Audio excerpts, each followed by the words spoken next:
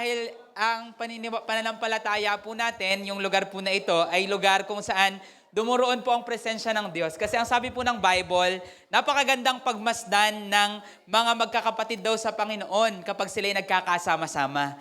Ang presensya daw po ng Panginoon ay bumababa. So ito po yung lugar na ang Panginoon po ay kumikilos para magpagaling ng karamdaman, magpalaya po ng mga tao na inaalipin ng kung anumang struggles. At the same time po, lugar po ito na mararanasan po natin ang kanyang presensya. Kaya kung habang nakikinig ka kanina, habang tayo po'y sumasamba, pakiramdam mo na parang may masaya sa loob ko habang kami sumasamba or nakikinig. Alam niyo po, yan po ay patunay na ang Panginoon po ay naririto. At kung kayo po ay may mga bagay sa buhay nyo na dinidesire, dinadalangin, lugar din po ito na pwede po nating dalanginan. Pwede po kayong pumunta to pray at pwede rin po kayong pumunta para kung meron mga karamdaman na nananampalataya kayo na kayo pagagalingin ng Panginoon, kaya nyo din pong maranasan sa lugar na ito.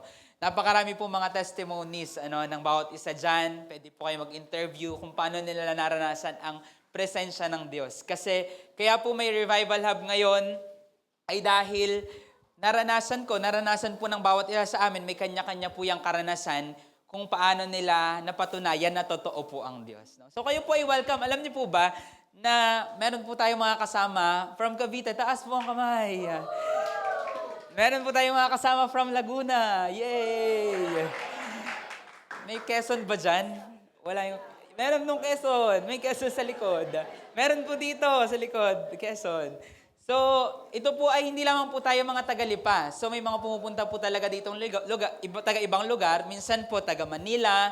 Minsan nagbiyahe sila from Singapore, from ibang place, ibang bansa, tapos naki-attend sila ng Sunday pagbalik nila ng Philippines. So, at the same time, tayo po ay live din online. So, ito po ay naka-join po sila sa iba't ibang panig din po ng mundo. Mundo po talaga kasi meron po tayong mga naka-follow na taga-ibang bansa.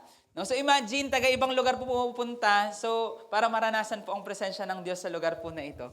Ano pa yung mga Tagalipa? Tagalipa ka lang. Sabi mo sa katabi mong Tagalipa, uy, Tagalipa ka lang. So tayo po ay magkakapit-bahay laang. Kami po mag-asawa ay taga Antipolo. Yung parents ko po taga Pinagkawitan. Yung iba po dyan ay taga ibang lugar, Inusluban. Meron po tayong mga taga Garcia, Rosario, iba-ibang place po. Pero since tayo po'y Tagalipa, kaya po natin tong lakarin para maranasan po ang presensya ng Diyos. So, ang dami pong humahadlang para makilala natin si Lord. Ang dami po nating reason. Actually, for sure, yung lahat po na mga pumunta dito, may kanya-kanya po kayong rason. Danas na po ba na ang daming pagpipigil para makarating ka sa lugar na to? Pero dahil nakarating ka dito, sabi mo sa katabi mo, congrats. Kasi hindi po tayo nagpatalo. Alam niyo po ba ang totoo? Tuwing lalapit ka sa Panginoon, palaging may hadlang. Palaging may excuse. Ang sabi nga po nila, pag gusto, pag ayaw. So, actually, kahit gusto mo, most of the time, lagi pong may dahilan para hindi ka tumuloy sa paglapit mo sa Diyos. Lagi po yun. Lagi kang hadlangan. Pero, ang nakikita po natin sa Bible, ang lahat ng taong napalapit sa Panginoon, nilabanan po nila ang lahat ng hadlang para hindi po sila makalapit sa Diyos. Sila po ay lumapit, nagpumilit, kasi gusto po nilang maranasan ang Diyos. Di ba, ganun po tayo, pag may gusto-gusto tayong matanggap, gusto-gusto tayong maranasan, gusto-gusto tayong mangyari, ginagawa natin ang paraan. So same thing po, if we wanna be closer to the Lord, kailangan po natin mag-step out para po talaga labanan ang anumang kahadlangan. Speaking of kahadlangan, mayroon pong isang lalaki na ang pangalan po'y Adam Rainer. Siya po'y pinanganak sa Austria ng taong 1899. Sino po dito pinanganak ka ng 1899? Nakakatakot po yan kung nandyan ka pa, no? So, 100 plus years ka na kung pinanganak ka nun. So, 1899, siya po'y pinanganak. Ngayon, si Adam Rainer, siya po ay mayroong problema. Ang hadlang naman po na naranasan niya ay kahadlangan sa kanya pong paglaki. So huwag niyo po ako masyadong tingnan kasi mas malaki po ako kay Adam. Kasi si Adam po ay 4 feet lang, 4-footer po siya. Ibang lahi po ta, hindi Pinoy. Kung Pinoy na 4-footer, medyo naliliitan pa nga din tayo eh. Pero siya, ibang lahi, pero 4-footer. So kinoconsider po siya na dwarf. Grabe no, 4-footer tapos dwarf agad. Pero that time po, kino-consider siya na dwarf. 18 years old na siya, 18 years old na po ganun pa din yung kanyang height. So, di ba pag tayo nagtatanungan dati ng height, o anong height mo? Ano ako, 5'2". Anong edad mo na? 18. Hindi ka natatangkad. Ganyan ka na. So, si Adam po, 18 years old, 4-footer po siya. Ngayon, ang hindi po nila alam, si Adam po pala ay meron pong problema sa kanya pong brain. Kaya po nahadlangan ang kanya pong paglaki. Alam niyo po yan nangyari? Tama po yung sabi ni Sir, pituitary gland. No, science, pag teacher iba talaga. So nahadlangan po yung pituitary gland niya. Ngayon, ang nangyari, nagkaroon po ng lesion or ng something dun sa kanya pong pituitary gland. Ang nangyari po, na-trigger naman yung kanya pong paglaki bigla. Alam niyo po yung nangyari, mula sa 18 years old siya, after 10 years, siya po ay 4-footer, naging almost 8-footer po siya. Ito po yung picture ni Adam Rayner. Ayan po yun. Yung pumatangkad, yung maliit, hindi po siya, hindi ko alam kung kaano-ano niya yan, pero almost ganyan. Mula ganyan, siya po yung naging almost 8-footer. 7'8", I think, 7-footer and 7 feet and 8 inches. So, ganaan po katangkad. So, sabi mo sa katabi mo, ipag-asa ka pa. Ayaw ko naman po kayong bigyan ng false hope, pero kung sumasampalataya ka sa Panginoon, gusto mo ng height, baka pwede mo ding hingin. Diba? Pero hindi po siya nag-pray kung bakit siya tumangkad. Ang nangyari po kasi, nagkaroon po, pakita nga natin yung pituitary gland kung naririyan na. Nagkaroon po siya ng pituitary tumor. So, tumor po yun sa isang parte po ng brain. At dahil po doon, na-trigger po ang kanyang paglaki. So, yun po yung pituitary gland. So, hindi ko po alam, tulog po siguro din yan nung ako po ay bata, kaya hindi masyadong na-activate. Pero si Adam po, na-trigger po kasi yung pituitary gland niya nung nagkaroon po yan ng tumor. At dahil po doon, siya po ay lumaki ng todong-todo. So parang prayer focus dapat natin, Lord, activate mo yung pituitary gland ko in Jesus' name. Diba? Baka pwede nating hingin. Malay nyo, try natin tapos mag-testify ka pag umi-effect. No? Sa kanya, after 10 years, ganyan na yung nangyari. So ang dahilan po kung bakit hindi siya lumalaki ay dahil nga po, meron po palang problema sa kanya pong brain. So hindi po siya dahil, hindi ka kasi natutulog nung bata ka. Or hindi ka kasi tumatalon kapag bagong taon. Hindi po ganon. Yung kanya pong rason, may inner reason bakit hindi siya lumalaki. So alam niyo po ba, na tayo pong mga nananampalataya sa Panginoon, ang kalooban po ng Panginoon, ikaw ay lumaki din at lumago. No. Kalooban ng Panginoon, hindi ka lang 7-footer sa iyong pananampalataya. Alam niyo po ba na okay lang na 4-footer ka sa physical, pero sa spiritual naman, 40 feet ka. Grabe, ang taas. No? So, kasi ang kalooban po ng Panginoon, yung pananampalataya po natin, mula sa pagiging buto, ito po ay lumago, sumibol at mamunga. Alam niyo po ba na kayo, na lahat, bawat isa sa atin na naririto, tayo pong lahat ay mayroon pong buto ng pananampalataya sa bawat isa sa atin na itinanim po ng Panginoon. Pero ang kalooban po ni Lord, tayo po ay lumago at hindi po yan manatiling buto. Sabi mo sa katabi mo, hindi yan mananatiling buto. Alam niyo po ba na dumating po yung point na sa Hebrews Church, yung mga unang simbahan po, 2,000 years ago, ay sinabihan sila ni Apostol Pablo, na sabi ni Apostol Pablo, dapat malago na kayo dapat na kayo, mga nagtuturo na din kayo, pero hanggang ngayon kayo pa yung tinuturuan, kasi sabi niya ay hanggang ngayon hindi pa lumalago. Sabi niya po sa Hebreo 5:12, sige po, if you have your Bible with you, sama-sama po natin buksan Hebreo 5:12. Ang sabi po dito,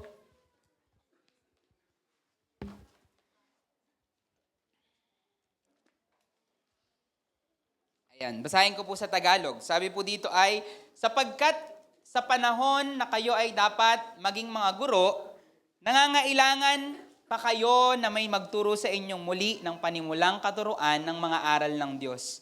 Kayo ay naging katulad ng mga nangangailangan pa ng gatas at hindi tulad ng mga nangangailangan ng matigas na pagkain.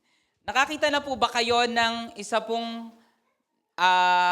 dambuhalang tao na nakabeberon pa at dumedede? Bonjing, sa mga nakaabot po nun, hindi ko siguro napanood ko din siya ng onte. Pero nakalaki po siyang beberon tapos naka-diaper. Maganda po bang tingnan? Hindi. Ako po personally, mahilig po ako sa gatas to the point na naalala ko po nung nasa US po ako ay in-order po ako ng isang pastor doon ng pizza tapos pinapili niya, anong drinks yung gusto mo dito? Sabi ko yung milk. Sabi niya, sure ka ba milk? Akala niya nahihiya lang ako. Pero mahilig po ako kasi naalala ko po nung bata ako, nagnakaw pa kami sa pinsan ko ng gatas. Kakontsaba ko ang mama kasi gusto ko yung gatas na mamapak ako. No, pinagsisihan na po namin yon. Pero ganoon po, to the point na kahit po ngayon, may milk po kami sa ref kasi trip ko po siya. Pero imagine nyo po ako, may dala po akong biberon at dumedede ako, hindi ako kumakain ng kanin, tapos gatas lang ng gatas ang iniinom ko. Maganda po bang tingnan? Hindi. So ang design po kasi sa ating katawan ay hindi po tayo depende lamang sa gatas. Hindi po masamang maggatas, pero kung gatas lamang po ang bumubuhay sa atin sa ganitong edad, may mali. So kaya, ang sabi po dito ni Pablo, dapat solid food na yung inyong kinakain. Ngayon pong oras na ito, gusto ko pong sabihin sa inyo na same po ito sa atin pong pananampalataya. Na ang kalooban ni Lord lumago ka, pero katulad po ni Adam na pinag-usapan natin kanina, nasa loob ang problema. Same thing po na ang kalooban ng Panginoon lumago ka sa pananampalataya, pero baka kailangan i-work out ng Panginoon ang iyong puso. So sa oras po na ito, ang pag-usapan po natin, usapang puso, ang usapang paglago. Yan. Sino po dito gusto mong lumago ka sa pananampalataya? Amen. So hindi po pala pwedeng paghiwalayin ang puso at paglago. Kung kayo po ay may mga dalang Bible, buksan po natin ang ating mga Biblia sa Mateo 13. Mateo 13, verse 1 hanggang 9. Pakinggan nyo pong maigi ha. Ito po ay istorya ng isang pagkakataon na si Jesus po ay nangangaral.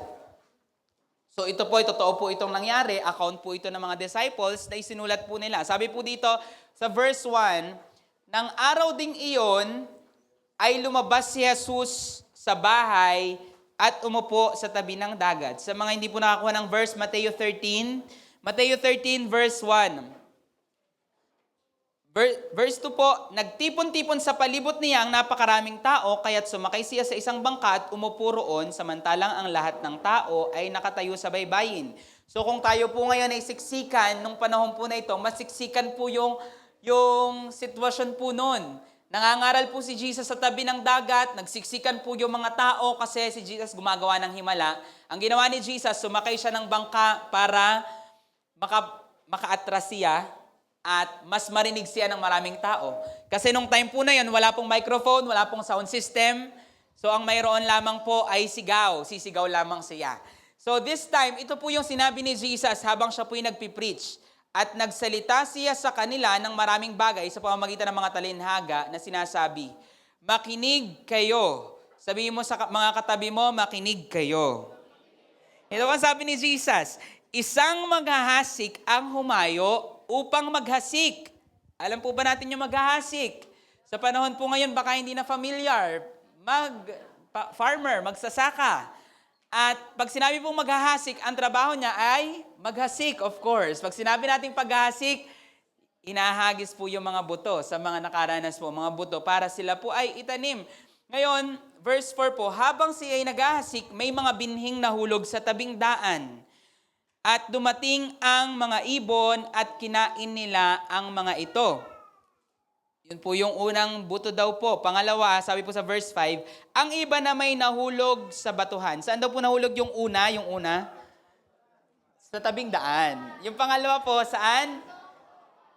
Sa batuhan.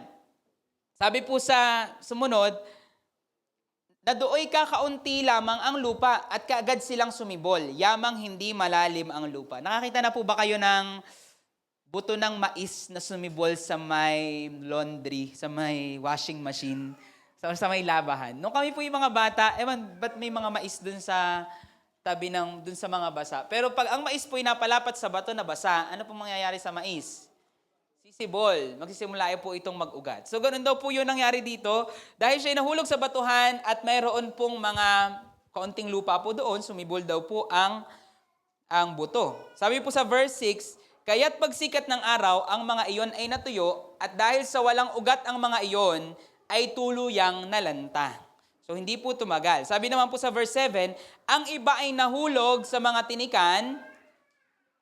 Saan daw po nahulog? Sa tinikan. Lumaki ang mga tinik at sinakal ang mga iyon. So parehas silang lumaki pero sinakal ng mga tinik yung hindi tinik. At sabi po dito, ang iba ay nahulog sa mabuting lupa at namunga. Ang iba ay tag-iisang daan, ang iba ay 60, ang iba ay 30. Ang mga may pandinig ay makinig. Magsabi po ng amen ang mga may pandinig. Amen. So, I believe ito po yung mensahe ng Panginoon sa ating lahat dahil ang kalooban po niya ay tayo po'y lumago. Ngayon, nagtaka po yung disciples, Lord, ang lalim naman nung pinipreach mo. Bakit ka nangangaral ng ganoon? Ang sabi ng Panginoon, kasi ang totoong may pangunawa, sila'y makakaunawa. Yung iba kasi daw, meron daw pong paningin, sabi ni Jesus, yung iba'y may pandinig, pero hindi naman nakakakita at nakakarinig. Kaya ang sabi ng Panginoon, yung mga mensahe niya ay para sa mga taong gusto talagang unawain ang kanyang salita. Ngayon, nagtanong sila, anong meaning nun? Sumagot po si Lord sa verse 19. Sige po, tuloy po natin ang pagbabasa sa verse 19. Kung ang sino man ay nakikinig ng salita ng kaharian, at hindi niya ito inuunawa, darating ang masama at aagawin ang naihasik sa kanyang puso. Ito ang naihasik sa tabing daan. Naalala niyo po, ang una pong mga butoy nagpatak sa tabing daan. At ang sabi ng Panginoon, pag tayo daw po ang nakikinig, pero hindi natin inuunawa, tutukain daw po ito ng ibon. Yung ibon na tinutukoy, aalisin lang ng kaaway ang lahat ng ating narinig. Sa mga nanay po na narito, ang dami pong mga nanay ngayon, di ba? So, naranasan nyo po ba minsan na inuutusan ninyo ang inyong anak at nagse-cellphone? Tapos, pag utos mo, ay, gawin mo nga ito, gawin mo ito, gawin mo ito. Narinig mo ga, oo nga. Tapos, pag in-start ng gawin yung mga pinapagawa mo, biglang na-realize mo na hindi niya alam yung mga pinagsasabi ko. Nakinig lang, narinig nga, pag tinanong mo pa, ano yung sinasabi ko? Ganto, ganto, ganto, ganto. Pero dahil hindi po naunawaan, hindi nagagawa ng maayos. Alam niyo po ang sabi ng Panginoon, kapag daw po tayo ay ganoon, ang mangyayari lang, tutukain lamang ng ibon ang mga bagay na itinanim po ng Panginoon sa atin. Naalala ko po, so again, ito pong sitwasyon na ito, yung una pong buto, ito po'y tinamnan pero walang naunawaan. Tinatamnan pero walang nauunawaan. So naalala ko po yung mga sitwasyon na ako po'y na-share ng Word of God. Sabi ko nga po sa inyo, alam po ito ng marami, na sobrang sarado ko po sa salita ng Diyos kasi ang katwiran ko nga po, katwiran ng buo po naming pamilya, dito na ako sa relihiyong ito ipinanganak, dito na ako mamatay. So akala po kasi namin, akala ko din po noon, tungkol po sa relihiyon ang salita ng Diyos. Pero hindi ko po nauunawaan during that time, ang nais pala ni Lord ay hindi religion, kundi relationship. Gusto niya makipagrelasyon sa atin. Dahil wala po nakalagay sa Bible na religion na itinayo si Jesus nung siya po'y nasa mundo. So ang nais niya ay makarelasyon po ang bawat isa sa atin. Ngayon, ang kinalakihan ko po ito na tuwing may darating po na mag-share ng Word of God, hindi po iniintindi sa bahay. Sinasaran po namin ang bintana at pinto, tago na kami sa loob ng bahay, kunwari walang tao. Kasi yun ang sabi ng akin pong ina at yun din po ang nakagisnan ko sa akin po mga kamag-anak. So, lumaki po kami magpipinsan, magkakapatid, ganun. Pag may daladalang Bible, alam yun, compound kayo, tapos darating malayo pa lang, ganyan. So, ang ginagawa po namin, malayo pa lang, tanaw namin, tatakbo na po kami sa loob ng bahay. Nagmamadali po kami. Kahit magpipinsan kami, sinasara namin bintana, pinto, nakasilip po kami sa bintana. Tutuloy kaya yun, tutuloy kaya, walang tao, walang tao. So, tawanan po kami noon, habang nasa loob. So, ganoon po kami kasarado. Dumating po yung point, naalala ko po, sa San Miguel Padre Garcia po kami nakatira, na meron pong dumating na may dalang Bible. Takbo po kami magkakapatid at naiwan po ako sa labas. Alam mo yung inabutan ka na mag-share? So wala po ako magawa. Nahuli ako na corner. So nakatayo po ako ganyan, nandun siya sa may labas. Sila sabi niya sa akin, ito daw yung langit, ito daw yung impyerno, ito daw yung salita ng Diyos. Ako naman po noon, tango lang ako ng tango. Alam mo yung tumatango ka lang para matapos na, matagal pa ba yan? Oo.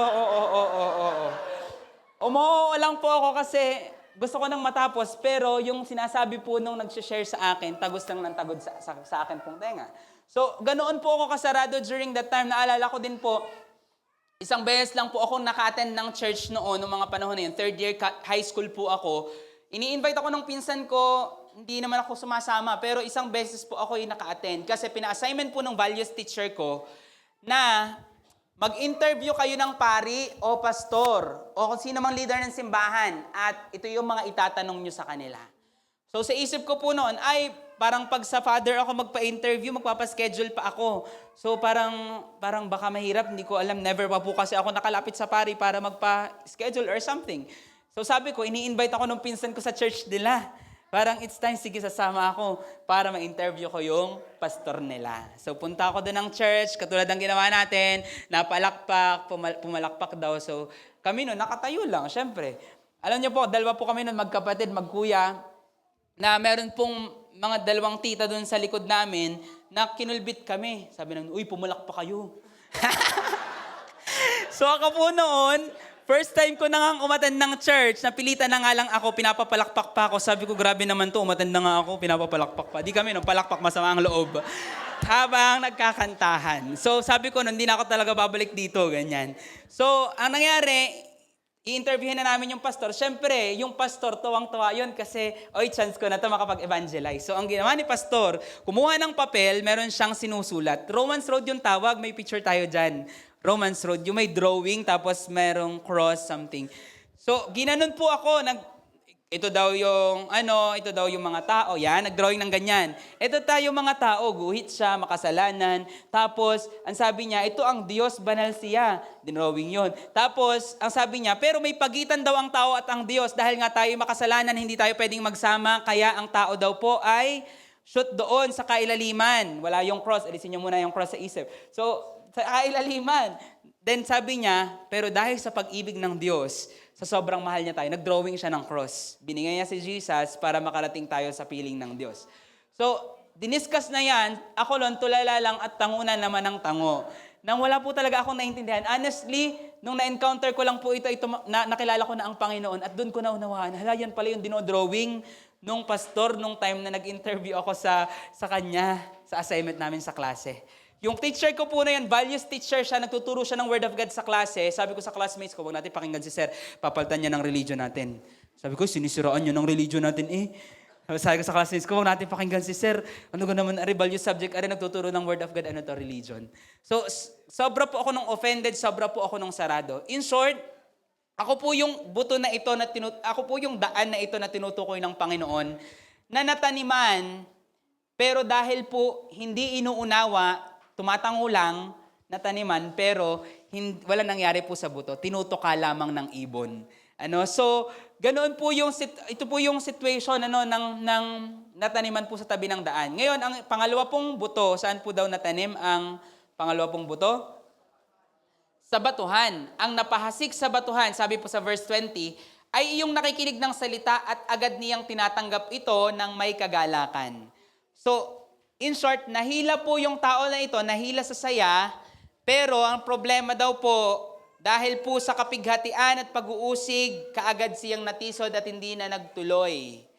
So tulad po ng akin po yung kinakwento, nung nakilala ko po ang Panginoon at nag-decide po akong mag-church, at again, ang pagkakaunawa po ng aming family when it comes po sa church, sa Christian church, or other words, born-again church, ay tungkol po ito sa religion. Pero alam niyo po, ang hindi ko po nauunawaan during that time, yung sinabi po ng Panginoon na born again, ay kailangan po tayong maipanganak sa Kanya pong presensya. Maipanganak na muli. Na yung dating ikaw, mawawala yon, babaguhin ka ng Panginoon.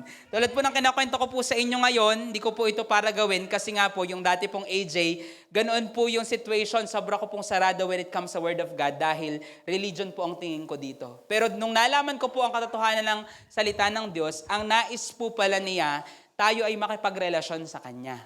Nung malaman po ng nanay ko, sabi niya, sa LCC po ako pumapasok. Sabi niya, uy, sakton, laki ng simbahan doon. Magsisimba ka naman kada linggo. Ganyan. So, ako naman po, umaalis po ako every Sunday kasi gusto ko na nga pong makilala ang Lord. Meron po akong church na pinupuntahan, pero hindi po doon sa may LCC. At during that time, nung nalaman po nung nanay ko na hindi pala ako sa katedral po nagsisimba, ay sabi niya, papasok po ako ng klase noon. Monday ata to, Monday. Tapos nagbibihis na po ako noon. Sabi niya, ano nang pumapasok sa isip mo? Anong pinagagagawa mo? Nababaliw ka na ga? Kung ano nang ginagawa mo, nagpapalit ka na ng religion, sabi niya. So, kinonfront po ako ng mama. Ang mama po narito, nag-CCR lang. Kinonfront niya po ako at sabi niya, ano na daw pinagagagawa ko sa buhay ko? Bakit daw ako nagcha-church? Ganyan. Akala niya, doon daw ako nagcha-church. So, in that time, umiiyak po ako. Sabi ko sa mama, ano gang masama akong ginagawa? Katulad ako ng mga tao dyan sa labas na nag-a-addict, walang mga ginagawang maayos. Parang ganun yung sabi ko. So, umiiyak po ako that time kasi ang sakit po sa akin pong damdamin. At the same time, ako po ay nalulungkot na sinasagot ko ng ganun ng mama. So, umalis po ako ng bahay. Walk out po ako. Yan na po ang mama. So, pumasok na po. Let's all welcome. Joke lang. So, naunawaan na din po nila after many years na nalaman po nila yung salita ng Diyos, nabuksan po ang kanilang isipan at iniligtas din po at kinaawaan ng Panginoon. So, nariyan po sila ngayon. Karamihan po sa aking mga kamag-anak, nariyan din po. So, that time, pumasok po ako ng school, umiiyak, pinapahid ko po ang aking luha, iyak na iyak po talaga ako kasi kumbaga, napipigilan ng aking pagkilala sa Panginoon. Gusto ko siyang mapalapit sa Kanya, pero ako'y nahahadlangan. So, umiiyak po ako noon, sumakay ako ng jeep, pumara. Pagsakay ko, tinginan sa akin ng mga tao, iniisip nila siguro nakipag-break to sa girlfriend niya. So, tingin na wala akong pakialam kasi matindi yung pinagdadaanan ko, parang ganun yung feels ko. So, sabi po dito ng Panginoon, kapag daw ikaw ay nagdesisyong manampalataya sa Panginoon, meron pong mga pipigil, pag-uusig, mga problema, at yun daw pong pangalawang nataniman nito ng salita ng Diyos, sila po ay nataniman, nahila ng saya, pero naitulak ng pagdurusa. So, nahila kasi, wow, ang saya naman. Ang saya-saya naman dyan. Pero nung sinabihan na ng asawa, for example, nag-church ka na din, worship ka na din. Nung nasabihan ng kaklase, again, sobrang kong pong kontrabida noon, may kaklase po ako na nag-church din daw siya. Kasi tinuturuan daw siyang magpiano, tinuturuan daw siyang tumugtog. High school po ako nito ha. Sabi ko sa classmates ko, nag-born again ka na din? Nagpapalit ka ng religion? Ganyan. Kasi nga po, akala ko po about siya sa religion. So, sobra ko pong kontrabida noon. To the point na yung classmate ko po na yon tumigil po sa pag-church. Hindi na po nagtuloy. Pinagsisihan ko na po yun. Huwag niyo po akong husgahan. Pinigilan ko po siya sa pagsampalataya sa Panginoon. So in short, ganoon po makikita natin sabi dito, pag nakilala mo si Lord, nataniman ka ng salita at batuhan ang nataniman. Sisibol daw po ito, pero panandalian lang kasi nung dumating na ang pag-uusig, dinudge ka na ng kapitbahay mo, sinabihan ka na kung ano-ano, pinigilan ka, titigil ka na at hindi ka na magtutuloy. So yun po yung natanim sa batuhan. Pangatlo pong buto, ito po ay natanim naman saan? Tandaan niyo po ba? Sa tinikan. Sabi po sa verse 22, ang napahasik naman sa mga tinikan ay iyong nakikinig ng salita. Magsabi ng amen ng mga nakikinig. Ngunit, ang kabalisahan ng sanlibutan at ang daya ng mga kayamanan ay sumasakal sa salita at iyon ay nagiging walang bunga. So yung tinikan po, ang problema po sa tinikan ay hindi po yung tinik. Alam niyo po yung problema sa tinikan? Yung mga halamang tinik na sumasabay sa pagtubo ng buto. Meron po kaming mini forest sa harap po ng bahay namin. Mini forest po, kasi kaganto lang siya, pero parang merong mga, mga nilalang na sa ilalim. Kasi yun po ay meron po kami doon tanim na kamote. Pero bago po yun naging ganon, ang tanim po namin doon, meron po kami doong luya, na hindi pa rin po na-harvest hanggang ngayon. Hindi ko po alam kung meron na doon, kung meron na sa ilalim. Meron po kami doong mangga, na kaganyan, na binili po namin may bulaklak at meron ng bubot na bunga. Yan. Meron po kami doong mga tanim na kalamansi. Yung amin pong area, ganito ha. Ito, mga kaganto lang. Yan. Kaganyan. Imagine nyo po, ganito karami yung tanim. Meron po kami doon mga kalamansi na may mga bunga na din, pero mga dwarf na kalamansi. At space pa po yun, ang ginawa ko po, tinaniman ko po ng mga kangkong. At isa pa, tinaniman ko po ng kamote. So hinayaan ko na po sila, bahala silang maglakihan doon, mamunga kung gusto nila, tatalbusan pag walang pang ulam, o kaya gusto namin ng sahog sa aming sinigang, or kung ano man. So, nandun na yon, parang bahala na sila doon. So, after many months po, ang nakita ko po, after na po, sa mga nakabisita po ng mga karaan, makikita nyo po doon, halos wala na po yung kalamansi. Yung mangga hindi na ulit ang mamunga. Yung luya natabunan na din. At ang nanaig po doon ay yung kamote. Puro kamote na po, tinabunan na nila lahat. So in short, nanaig po yung kamote kasi yung kamote po yung nanaig sa pagkuha ng nutrients. Alam niyo po ba na kapag nagtanim ka sa lupa at ang itinanim mo ay yung pinakamagaling magsipsip ng nutrients, madadaig yung iba mong tinanim. Alam niyo po, ganun ang sinabi ng Panginoon dito. Ang sabi niya, yung mga tanim sa tinikan, sumibol nga, nagtuloy, lumago. Pero ang problema, hindi namumunga at nadadaig na ng ibang mga tinik. Alam niyo po yung tinik na tinutukoy? Ang tinik po na tinutukoy ay yung mga kabalisahan daw po ng mundo pong ito. Alam niyo po ba na ang buhay Kristiyano ay isang laban? Yun nga pong pumunta ka sa lugar na ito, laban, hilahan pa, tulakan pa bago ka makarating. No, may kanya-kanya po tayong version ng hilahan at tulakan. Iba-iba po yung pinagdaanan bago makatungtong dito. Yung pakikinig ng salita, hilahan din po at tulakan. No, gusto mo humila ng iyong pilik mata, gustong itulak ng iyong eyeballs, yan palabas. Kasi gusto mong makinig ng salita ng Diyos, pero lumalaban po ang iyong antok, tsaka yung malamig yung hangin, no? Parang ang sarap matulog. So, laban po yan. Yung magpe-pray ka, gusto mong mag-pray, bigla mo naalala, may lulutuin nga pala ako. Ay, meron nga pa akong lalaban. Ay, may hindi ako na-replyan. Wait lang, magre-reply muna ako. Nagkahantay nga pala sa akin. Ang dami pong hadlang para hindi ka makapag-pray. Magbabuklat ka ng Word of God. Ganoon din po, ang dami pong hadlang para hindi mo yan mabuklat at mabasa. At alam niyo po, ang kalooban po ng Panginoon, hindi po tayo magpasakal. Sabi mo sa kanila, huwag tayong magpasakal. Kasi yung pangatlo pong buto na ito, sumibol at nadilig, pero sinakal at dinaig. Yan. Sumibol po siya, nadilig, lumago, pero ang problema, sinakal at dinaig po ng alalahanin ng mundong ito. And yung pang-apat po na buto, ito po'y tumanggap at umunawa at pinamunga po ng salita.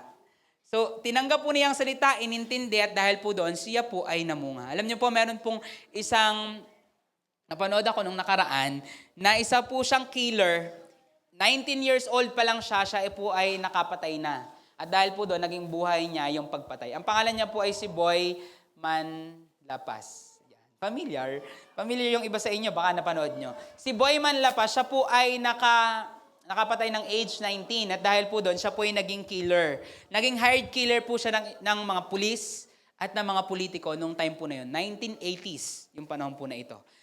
At dumating po yung point, umedad siya, nadagdagan ng edad niya at marami na po siyang napatay. Dumating yung time, ayaw na niyang magtuloy. Ayaw ko nang pumatay, sawa na ako. So umayaw na siya. Alam niyo po yung nangyari, nung time po pala na yon bago siya mag-decide umayaw, siya po yung naging most wanted at pinaghahanap kilala po dun sa lugar nila. Nung nag-decide na po siya na ayaw na niya, of course, pag ikaw po ay isang killer, magsabi ng amen, hindi, joke lang. Huwag mo pong ipaalam agad. May kapatawaran sa Panginoon. So, nung time po na yon, alam po ninyo ito, possible nung ilan po sa inyo, na kapag ikaw ay killer at nakapatay ka na at naglingkod ka sa mga sikat na tao, anong sinasabi nila? Masyado ka ng madaming nalalaman. Kaya hindi ka pwedeng manatiling buhay. Kailangan ka nilang tudasin din kasi delikado sila kapag ikaw pinabayaan ka lang nila ng ayaw mo nang maglingkod sa kanila. So, ganun nga po ang ginawa kay Boy. Siya po ay pinagbabaril. Pinagbabaril po siya ng 3 beses ng isa pong naka-tricycle. Sabi sa kanya, pasensya ka na, nautusan lang ako. Binaril siya dito. Tapos, pangalawa, binaril ulit siya. Sabi niya, bakit? Ganyan. Gumanon siya kasi kilala niya yung bumaril sa kanya. At nung time na yon, dumapa na po siya at naisip niya, magpapatay-patayan ako kasi yun daw po ang trabaho niya. Sinisigurado niyang patay na at pag hindi pa patay, sisiguraduhin na niya. So ang ginawa sa kanya, niyak-yak. Hindi siya pwede mag-react na masakit. Niyak-yak siya, tapos patay-patayan lang siya. Iniwanan na po siya kasi nagsigawan na bigla yung mga tao. Sinugod po siya sa ospital at pagdating niya po ng ospital ay tulo lang ng tulo yung dugo niya doon at dahil po doon, inabot na po siya ng madaling araw dahil meron pong naaksidente at mga duguan din daw po, yun ang inuuna. At dahil wala siyang kasama, sinugod lang siya ng kung sino iniwan, hindi siya iniintindi kasi wala siyang pambayad. Di ba, bawal na po yun ngayon. Nung panahon po na 1980s, kailangan muna niya ng pambayad bago siya intindihin. So dumating po ang umaga, sakalang dumating ang kanyang ina. And that time, sinugod na po siya sa emergency. Imagine, napakaraming oras na ang lumipas. So, sabi ng nanay niya, manalangin ka sa Diyos, kausapin mo ang Diyos. Sa isip-isip niya, ba't ako mananalangin sa Diyos? Pag nanalangin ako sa Diyos, magbabago na ako. Sabi niya, hindi pwede, parang ayaw niya pang magbago, ayaw niya magbago yung buhay niya. So, ang nangyari po, naghingalo po siya at dineklara po siya ng mga doktor na patay. Namatay po siya. So, isusugod na po siya sa morgue. And then sabi ng nanay niya, saglit lang, huwag niyo muna siyang isugod sa morgue, buhay ang anak ko. Ganyan. Sabi niya gano'n. So yung anak pala niya, si Boy, siya po ay, habang siya po'y wala na, naramdaman niya parang papunta na siya ng ipo-ipo, pailalim ng pailalim, pababa. Yun na po yung nararamdaman niya. At nung time po na yun, naalala niya na nung siya'y pabalik-balik sa kulungan, may mga pastor na nangangaral dun sa jail. May jail ministry po. At siya po'y nataniman ng salita ng Diyos doon. Alam niyo po, naalala niya bigla, naririnig niya yung boses ng pastor. Lumapit ka sa Panginoon, bibigyan ka niya ng kapahingahan. Magsisi kayo sa mga kasalanan, tumawag ka sa Kanya. Nagpe-play lang po sa isip niya lahat ng yon. At that time, tumawag po siya sa Panginoon. Sabi niya, Panginoon, kung totoo ka, magbabagong buhay na talaga ako, bigyan mo pa ako ng isang pagkakataon. Bibihira po ito na makausap mo pa si Lord ng gano'n na papunta ka na sa kailaliman, sinusugod ka na sa morgue. Imagine, hindi sila nagmadaling isugod ka sa emergency, pero nung sa morgue na, isulong na yan. Diba? So sabi ng nanay niya, saglit lang, buhay ang anak ko. Alam niyo po, binuklat nila yung kumot, yan, at pagbuklat nila, nakamulat yung anak niya. Nakakatakot, no? Hindi, joke lang. At that time, iyak po siya kasi buhay siya, buhay. So sinugod po siya sa emergency at ginamot. After a few days, tumakas po siya kasi alam niya wala siyang pambayad. Pero that time po, nagdesisyon na siya. At the same time, sabi po niya, delikado ako sa mga pumatay sa akin, papatayin ako dito. Kaya nagpumilit siyang tumakas kasi delikado ulit ang buhay niya. After na nag-decide po siyang maglingkod sa Panginoon, alam niyo po ngayon, pastor na po siya at marami po siyang nililid na mga churches. At naging buhay pong patotoo yung buhay niya. Imagine, alam niyo po kung bakit? Kasi nakarinig po siya ng salita at yung salita po sa puso niya, natanim po yun, though matagal bago namunga, sumibol po iyon. Kaya nga po sa mga jail ministers, pumupunta ng jail, may impact po yan. Amen? So may impact po yan. Tayo po pala ay pumupunta sa jail every Thursday, Monday before, ngayon po yung Thursday, no, inaabot po natin sila. Sa campus din po, dito po sa Lipa City Senior High. So, yun po yung mga initiatives natin para mataniman sila ng salita ng Diyos. Kasi tayo po'y naniniwala na pag yung salita po ng Diyos natanim sa puso ng tao at ito po'y inunawa, ito po'y sumibol at lumago, ito po'y makapangyarihan para po tayo'y mabago. Ito po'y makapangyarihan para tayo po'y mapagaling. At ito po'y makapangyarihan para tayo po'y mapalaya sa anumang gawa ng kaaway. So yun po yung pang-apat na sitwasyon. Ngayon, sa last part po natin na ito, ano nga po ba ang dapat po nating gawin? 3 bagay po na iniiwan ng Diyos sa atin sa oras po na ito para baunin po natin ito. After po nito, ito po yung assignment sa atin ni Lord. No, assignment sa atin ni Lord dahil nakarinig tayo ng salita ng Diyos ngayong oras na ito. Una po, ang nais po ng Panginoon, umunawa. Sabihin nga po natin, umunawa. Alam niyo po ba na ang pag-unawa, ang pagtanggap ay choice mo. Ito po'y choice mo kung isasarado mo ang iyong tenga, isasarado mo ang iyong puso, or ibubukas mo ito. Sabi ko nga po sa inyo, nung ako po'y sinesharan dati ng Word of God, ano pong ginagawa ko? Tumatango lang po ako, pero pumapasok sa kaliwang tenga, saan lumalabas? Sa ilong, hindi. Sa kabilang tenga. So, tagusan lang po yan, hindi ko po iniintindi. Alam niyo po, ang pag-unawa po pala, ito po'y choice natin. Ang sabi po dito ng Panginoon, kasi nung binabasa ko po ito dati, alam niyo po, tumatakbo sa isip ko, sabi ni Lord, yung iba may mata, hindi nakakakita, yung may tenga, hindi nakakarinig. Tapos, kinakausap ko sila, pero hindi nila nauunawaan. Iniisip ko noon, Lord, paano ko malalaman na hindi ako yun? May mata din ako, may tenga din ako. Paano ko malalamang hindi ako nakakita or hindi ako nakikinig? Tapos sabi pa dito, meron daw mga nagpatak sa tabing daan, may nagpatak daw sa batuhan, sa tinikan. Iniisip ko na, Lord, paano ko malalaman na ako ay yung pang-apat na matabang lupa at sisibol sa akin ang iyong salita? Alam niyo po, hindi nasagot yun for many years, pero while I was meditating on this nung nakaraang linggo po, naunawaan ko po na kaya pala yung iba may mata pero hindi nakakakita, may tenga hindi nakakarinig, may puso pero hindi nakakatanggap ng salita. Kasi ang sabi ng Panginoon dito, hindi nila inuunawa ang sinasabi ko sa kanila. So alam niyo po ba, ang tawag po sa atin ng Panginoon, yung mga itinatanim niya sa atin, unawain natin, tanggapin natin talaga po at pagkanamnamin. Kasi yan po ay, yung pagiging sarado po natin, ito po yung magiging kahadlangan para tayo po ay hindi lumago, maging stagnant. There is no growing when there is no understanding. Kapag simula pa lang po, sarado na tayo, sabi ko nga po sa inyo, makakita pa lang ako ng may dalang Bible sa kilikili, na-open na agad ako. Kasi yun yung mapapalitan yung religion ko, ganyan. So, sobra ko pong offended nun. Simula pa lang sarado na ako, wala pong mangyari dun sa salita ng Diyos na itinatanim po sa akin. So, in short, ang nais po ng Panginoon, tayo po ay maging bukas. Maaaring sa isip mo, ay para lang yan sa mga bago nakarinig ng salita ng Diyos. Paano naman ako na matagal ng mananampalataya? Alam niyo po ba ang totoo? Tinatawag ka pa din ng Panginoon na makinig sa kanyang sinasabi at unawain ang sinasabi niya sa'yo. Kasi alam niyo po, nung tumawag ka sa Panginoon, tinanggap mo siya, nagsisi ka sa mga kasalanan, hindi po napipi si Lord. Tinaniman ako noon, sumibol na, ayos na yon, hindi naiimik si Lord. Alam niyo po ba, ang Diyos ay nasa business pa din ng paghahasik. Ang Diyos naghahasik pa din, ang mga ibon tumuto ka pa din, at ikaw tinatawag ka pa din ng Panginoon para umunawa. Assignment pa din po natin yon. Kaya yung bagay po na ito na umunawa, iniisip mo ay para lang yan sa mga bago sa pananampalataya. Hindi po, kinakausap ka din ni Lord at may sinasabi siya sa'yo. Maring iniisip mo, wala siyang sinasabi sa akin. Naglalaan ka ba ng oras para makinig sa Diyos? Hindi. So, tinatawag ka ng Panginoon, draw near Him, seek Him, lumapit tayo sa Kanya, hanapin natin siya, pakinggan natin siya. Kasi nais po ng Panginoon na tayo po'y umunawa.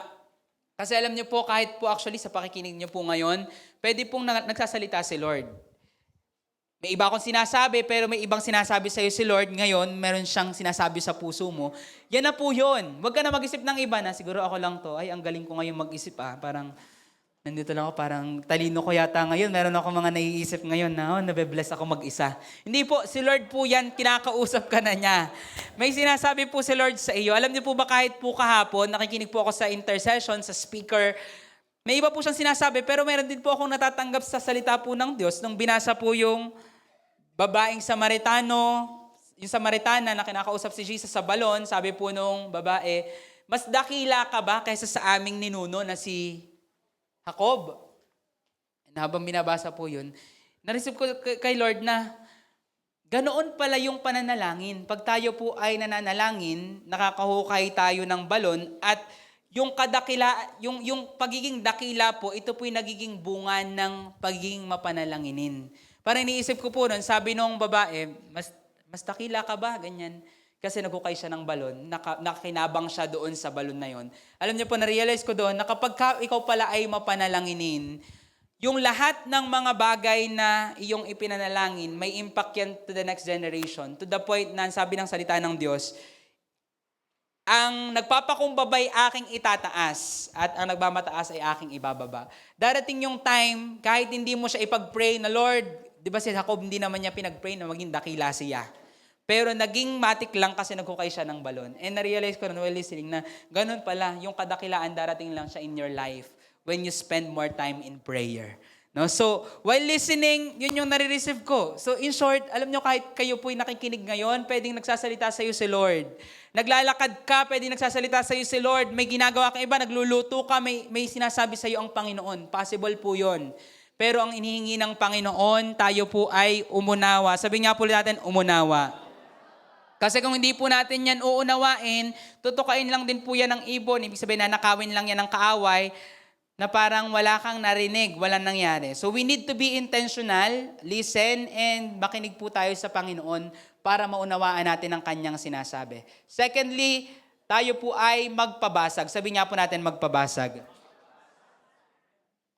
Alam niyo po yung, saan nga po nagpatak yung pangalawa pong buto? Sa batuhan. Sa batuhan, tapos dahil may konting lupa, hindi na sumibol ulit after umugat, namatay na, natuyo. Iniisip ko dati, paano kung ako yung ganun, na sumibol lang ng konti, tapos hindi natutuloy yung pagsibol, paglago, kasi bato nga yung puso ko, parang ganun yung iniisip ko. Anong pag-asa ko? Iniisip ko, parang wala nang pag-asa pag bato yung puso ko natsempuhan na ako pala yun. Parang paano pa yung sisibol? Alam niyo po, na-realize ko during that time na ano pong sabi dito, bakit po namatay yung sumibol dun sa batuhan? Sino po makakasagot?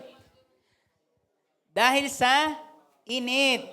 Dumating po ang init ng araw at dahil po dun sa init na yon, natuyo po yung sumibol.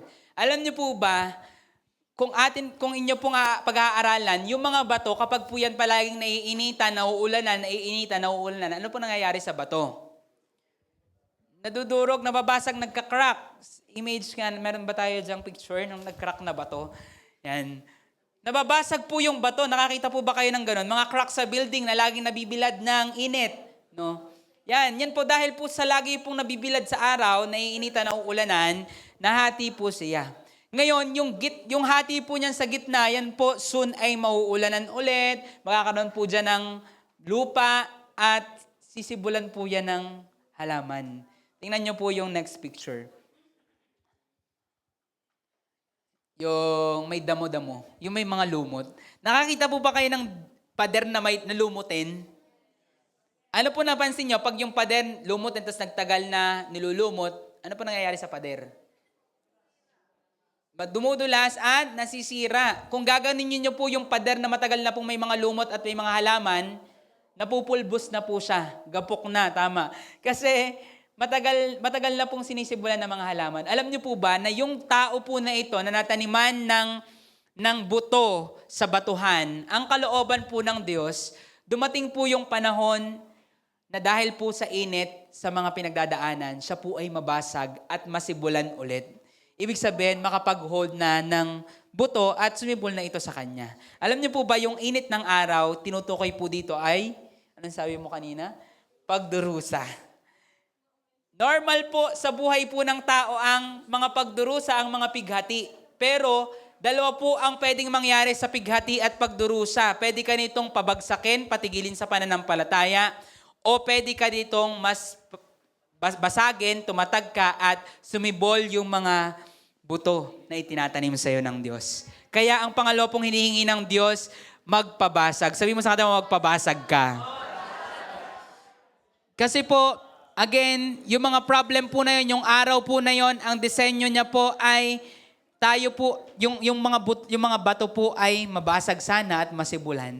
So kung tayo po yung magiging willing, again, dalawa po yung response natin pag may pinagdadaanan tayo. Maging mas matigas ka, maging mas bato ka, o magpabasag ka sa Panginoon at gamitin mo yung pagkakataon at sitwasyon na yan para mas mapalapit sa Kanya.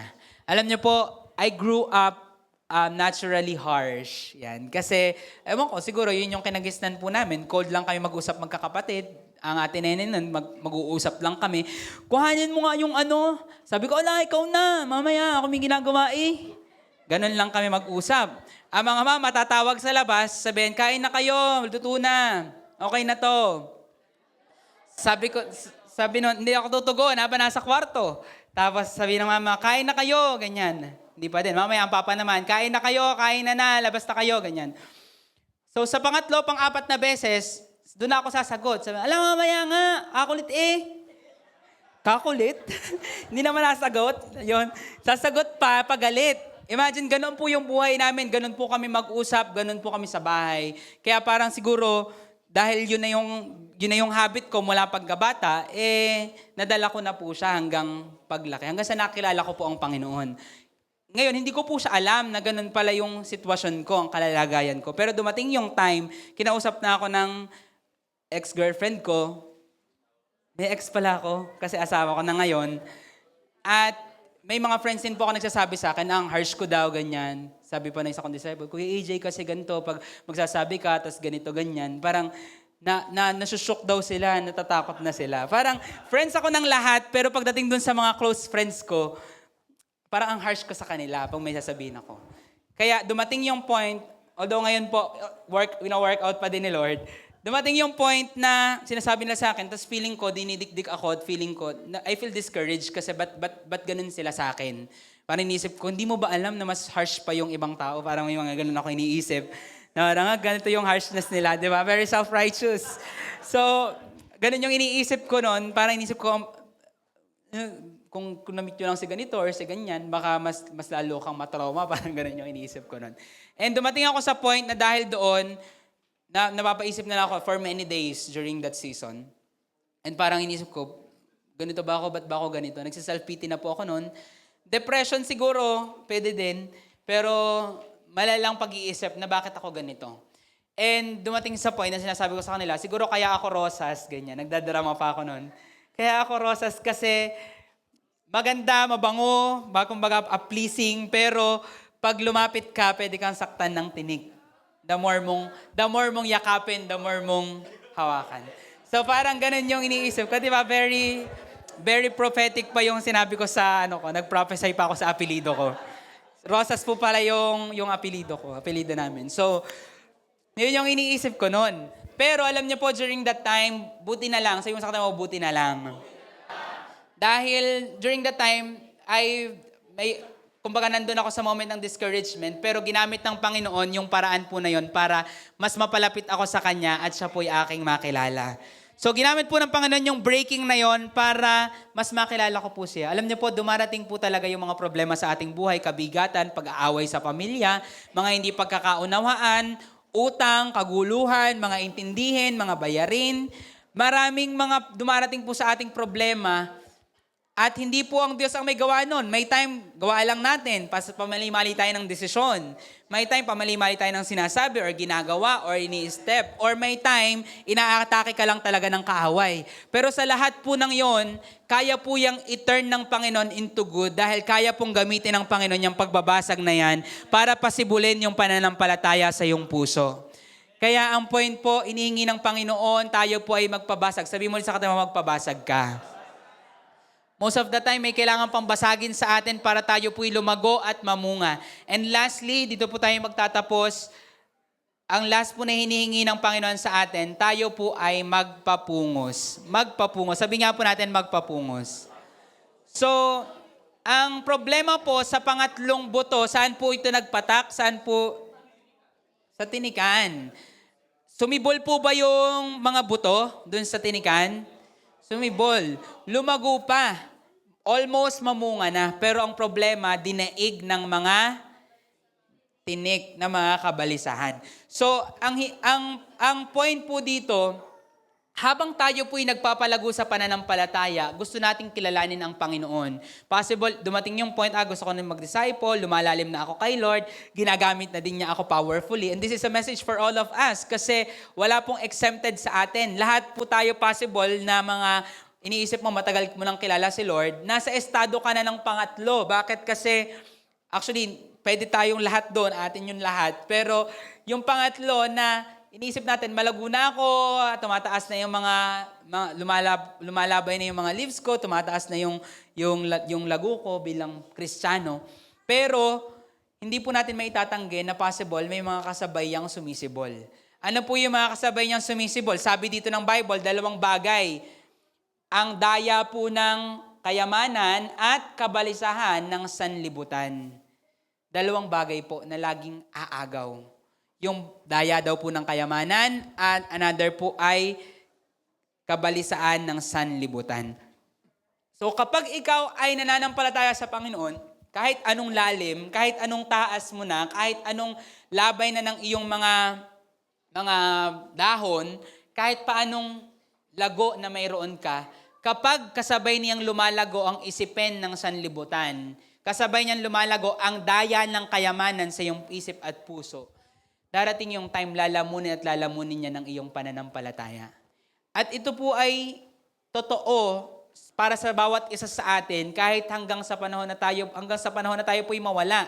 Hanggat andito ka sa mundo, hanggat andito ka sa sanlibutan, wala kang gawin para patalsikin ang sanlibutan. Meron ka bang kayang gawin para Earth? Ayaw ko na nga sa'yo. Ayaw ko na sa Earth. Sabi ni Earth, ayaw ko na din sa'yo. Biglang kinidlatan, namatay. So, di ba maraming ganyan nagpo-post sa Facebook, ayaw ko na talaga sa Earth, ganyan. Kung yung Earth kaya ang magsabing ayaw na niya sa'yo, lamunin ka dyan, di ba sa Myanmar? No, parang bumukas talaga po yung mga kalsada, grabe nagkaroon ng malala po yung lindol. So, in short, wala tayong kayang gawin para yung sanlibutan paalisin. Hanggat nasa sanlibutan ka, naririyan, pwede ka magkaroon ng kabalisahan ng sanlibutan. At yung daya ng kayamanan, hindi po masama ang kayamanan. Sino po dito naniniwala ka hindi masama ang kayamanan? Kung nasasamaan ka sa kayamanan, akin na ho. Din eh. Wala. Hindi masama ang kayamanan. Ang sabi po ng Bible, ang masama ay ang pag-ibig sa kayamanan. Pag ang pera iyong minahal, pag ang pera iyong inibig, doon ang root ng lahat ng kasamaan, ang sabi ng Bible. So yung pera, hindi naman siya masama, pero pag binamahal mo na ang pera, iniibig mo na ang pera, doon po siya nagiging masama kasi nilalamon po tayo nito. Ngayon, kaya habang tayo po'y buhay, kahit gaano kakalalim katagal sa pananampalataya, ikaw man ay leader or marami kang dinidisciple, or isip mo, ang dami mo nang na-achieve sa ministry or ginagawa para sa Panginoon. Kapag hindi po natin nabantayan yung daya ng kayamanan, pwede po lamunin niya ng ating pananampalataya at hindi tayo mamunga. Kaya nga po, meron pong mga, mababasa po kayo sa Facebook, noong mga nakaraan, years ago, na may mga pastor na ginamit yung ministry para magpayaman kasi nasa healing ministry, gumagaling yung mga tao, tapos ginagamit para magpayaman. May isa pong pastor na nagrepent na doon, nag-public confession siya na nag-prosperity gospel ako, nang hutot ako sa mga tao, dahil para gamit ang kapangyarihan ng Diyos. That time, nag-confess naman na siya. Pero ang point, ito po ay temptation. Kaya nga po, kahit po gaano ka kabanal, kahit gaano ka kabuti or kalalim sa pananampalataya, lagi pong andyan ang kabalisahan ng sanlibutan at daya ng kayamanan. Hindi po tayo magiging immune diyan. Kaya ang nais po ng Panginoon magpapungos. Sabi niya po natin magpapungos. Ano po yung pupungusin? Yung mga pagsibol po niyan, start pa lang na feeling mo tinetempt ka na sa daya ng kayamanan, pungusin agad, surrender it kay Lord. Kasi ang surrender po, it is our life. Pag hindi mo na ginagawang pagsuko, buhay ang pagsuko, darating yung time na ikaw na mismo yung susuko kasi nilalamon ka na ng mga bagay na pinapasuko ng Panginoon. Ang hinihingi po ng Panginoon, isuko po natin yung mga desires na yan, kabalisahan ng sanlibutan, ikas daw yan, bitawan yan sa paanan ng Panginoon. Kasi pag hindi po natin ginawa, pag hindi mo yan binunot, ikaw ang bubunutin niyan. No? Pag hindi po natin binunot ang damo ng kamunduhan, tayo po yung bubunutin niyan pagdating po ng araw sa atin pong pananampalataya. Kasi alam niyo po, parehas ang kabalisahan ng sanlibutan, parehas ang daya ng kayamanan ng effort na kinukuha sa iyo sa pagsampalataya mo sa Panginoon. Pag nababalisa ka at nadadaya ka ng yaman, nababalisa ka sa mga alalahan ng sanlibutan, same energy po yan na ginagamit ng pananampalataya. Kasi sino po dito alam mo hindi madaling manampalataya? Ang hirap kayang maniwala sa hindi mo pa nakikita. Di ba? Same thing po sa kabalisahan. Baka ako'y meron ng cancer, di ba? Sumakit lang yung may kumirot lang sa dibdib mo, baka heart attack na to. Yan. So, hindi pa nangyayari, naniniwala ka nang nangyayari na. Or baka magsarado yung negosyo ko. Baka ako mabangga ako ng truck. Imagine, naniniwala ka na agad sa bagay na hindi pa nangyayari, kabalisahan. So same thing po na energy ng ginagamit ng pananampalataya. Parehas po sila ng ginagamit. Kaya ang sabi ng Panginoon, hindi pwedeng balisa ka sa kamunduhan at nagpapakain ka sa daya ng kayamanan at gusto mong maglingkod sa Kanya kasi dadayain ka, mas uungos yan. Kaya ang gagawin po, magpapungos. I-surrender po natin, paputol po sa Panginoon ang dapat putulin.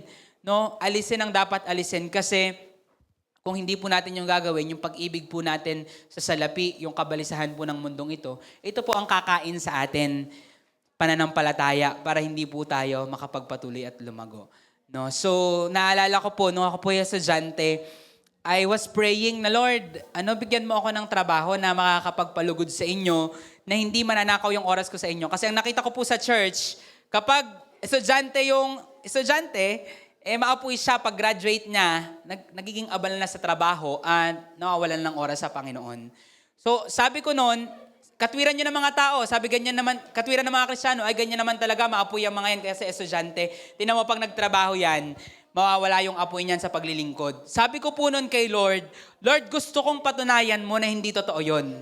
Hindi ako naniniwala na pag gumraduate yung estudyante, mawawala yung apoy.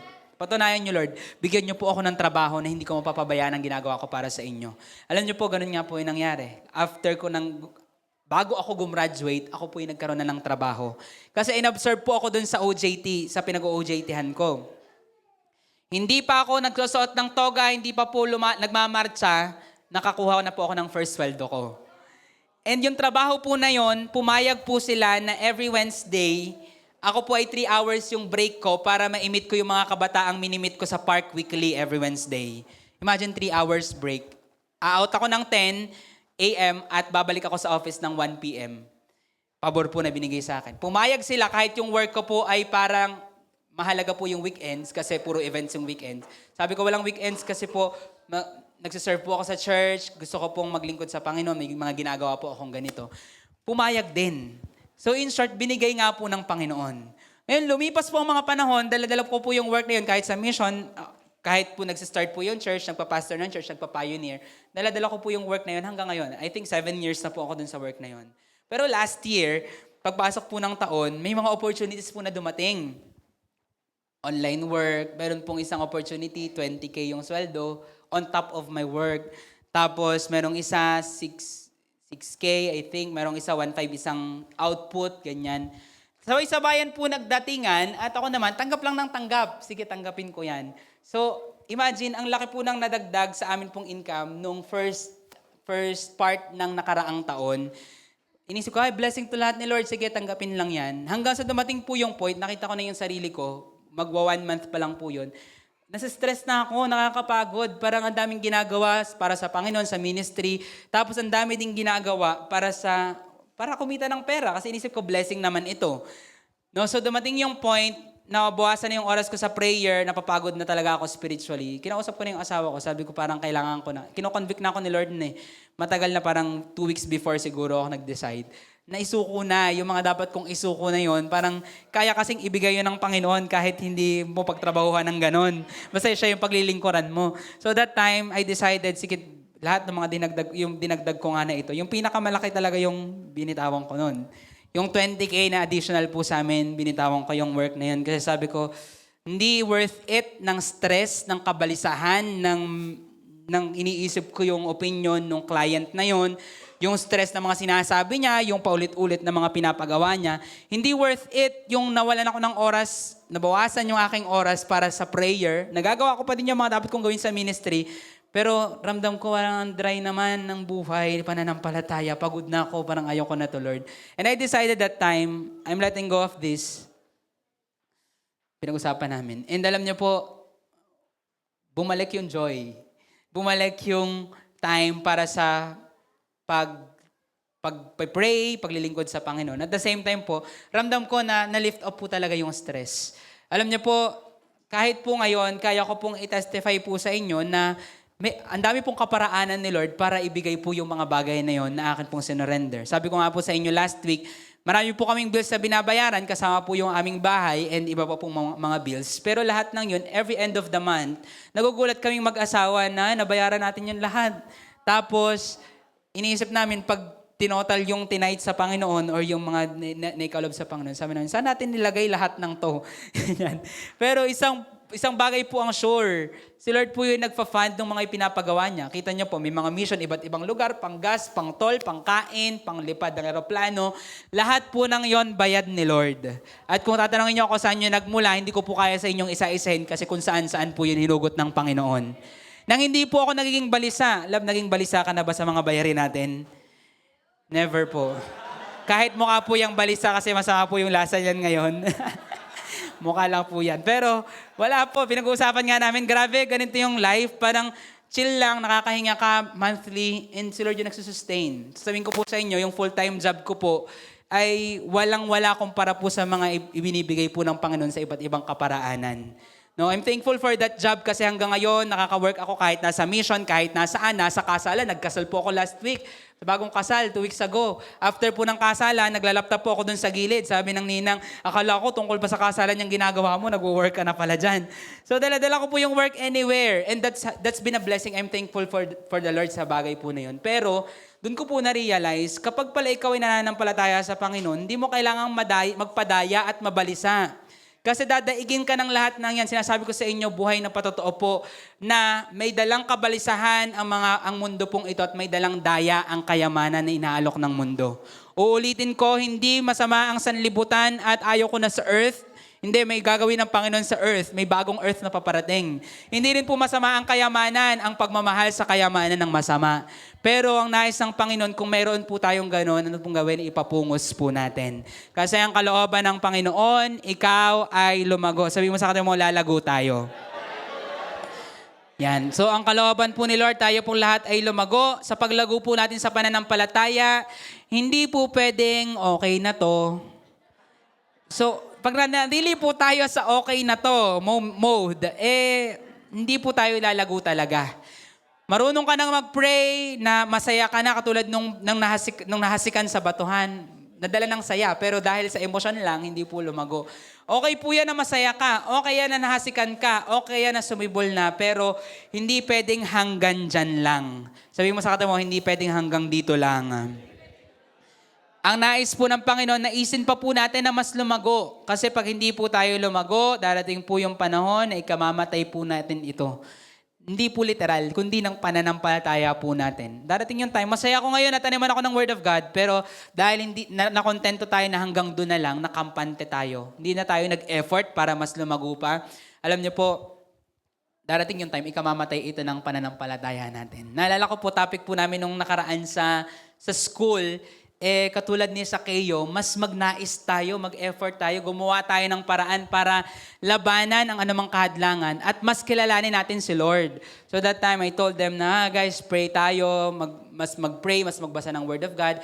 Kung gusto niyo mas makilala si Lord, open yung church namin. We have a church sa Pitores Street, sa Barangay 6, dating Avon Building, ganito, ganyan. Explain ko sa kanila. And alam niyo po, pag uwi ko po ng bahay, yung estudyante po ng akin pong asawa, nag-chat po sa kanya na gusto daw po mag-church para mas makilala pa si Lord. So ngayon po, kasama po namin yung isa. Nasaan yun? Si Gerson. Si Gerson, wow. So, in short, yung pagnanais po natin na mas makilala si Lord, gawan po natin ng paraan para mas mapalapit tayo sa Kanya.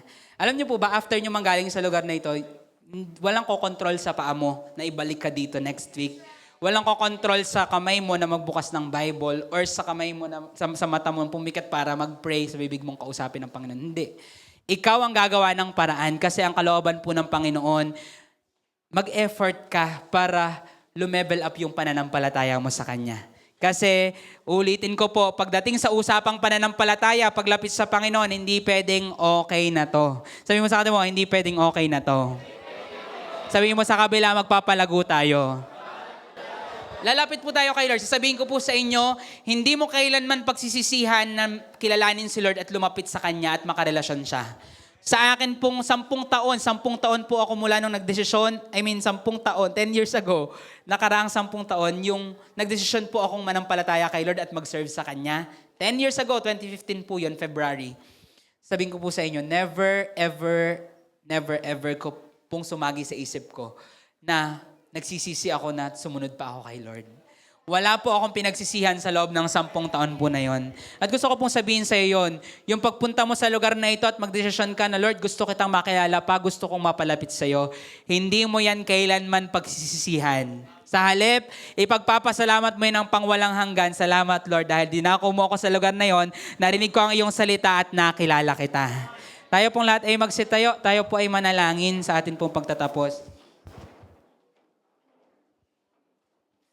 Ayan. So sa oras po na ito, sama-sama po nating kausapin ang Panginoon at tayo po ay dumako sa oras na siya po talaga ay ating kakausapin at makaniig siya. No? So kahit po tayo nasa lugar po na ito nakatayo, pwede mong maranasan at maramdaman ang presensya ng Panginoon na ikaw ay niyayakap. No, sa usapan po natin ngayon, pinag-usapan po natin ang usapang paglago ng pananampalataya. Alam niyo po ba ang totoo, pag sinabi po nating pananampalataya, naniniwala ka sa Kanya kahit di mo siya kita kasi sure ka lang na totoo siya. No, sa oras po na ito, ang sabi ng Bible, kung ikaw ay mananampalataya sa Kanya, sa iyo ang kaligtasan. Sa iyo ang kaligtasan. Mismo, ano yung kaligtasan? Bakit may kaligtasan? Okay naman ako. Safe naman ako. Alam niyo po kung bakit sinabi ng Panginoon na darating ang kaligtasan? Kasi may kapahamakan nag-aabang sa lahat sa atin sa lugar ng impyerno. Niisip mo, mabait naman ako, hindi naman ako pa impyerno, ba ako'y palangit, gawa nang ako na may mabuting tao. Alam niyo po, hindi po tayo kayang iligtas ng kabutihan natin mula sa impyerno. Dahil ang sabi po ng Bible, ang lahat ng tao ay nagkasala at ang lahat ng nagkasala, karapat-dapat sa impyerno. Lahat tayo dito, wala pong, kung tatanungin ko po kayo, sino dito ang hindi nagkasala?